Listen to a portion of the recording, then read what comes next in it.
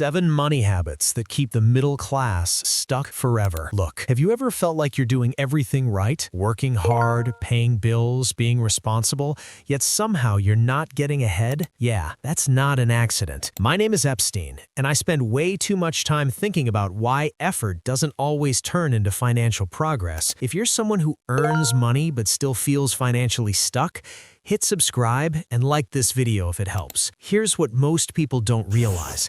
It's not income that keeps people stuck. It's habits. 7 of them show up again and again. Spending first, saving later, relying on raises instead of ownership, upgrading lifestyle before building safety, avoiding investing because it feels risky, using debt for comfort, not leverage, never tracking numbers closely, and waiting for the perfect time to start. None of these feel dangerous.